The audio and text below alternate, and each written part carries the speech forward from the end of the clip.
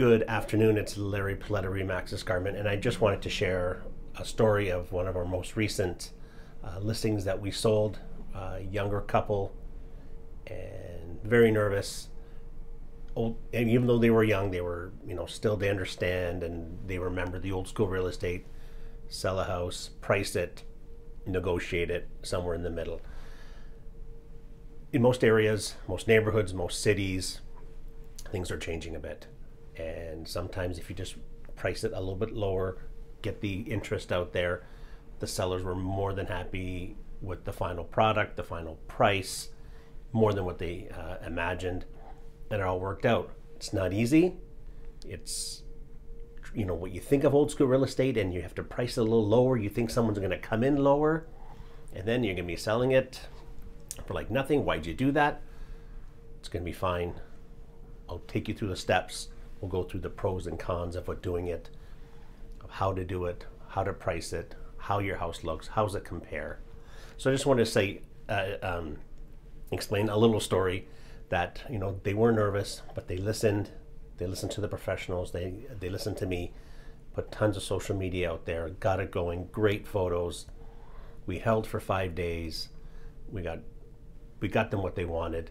And a little kicker in there, they had some rental contracts in there, and they were thinking of, well, maybe not paying it off, but I said, listen, you're going to get good money for this.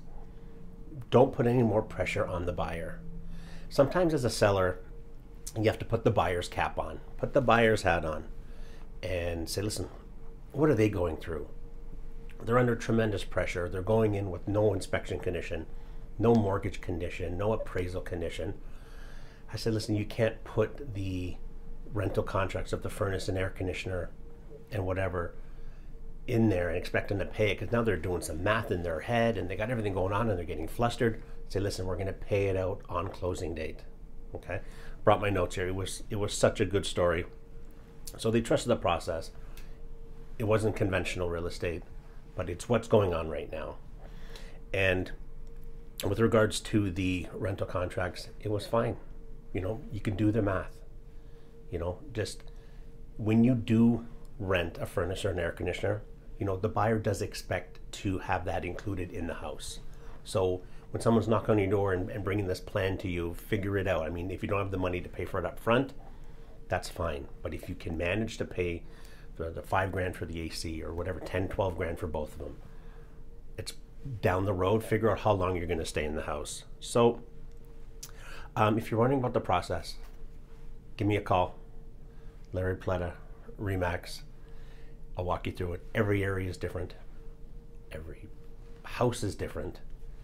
Even the neighborhoods are different. So, like I said, I got my notes because I didn't want to miss it. It was a great story. So, we brought knowledge and value to the sellers, and they responded. They prepared the house beautifully. It was awesome. They showed it.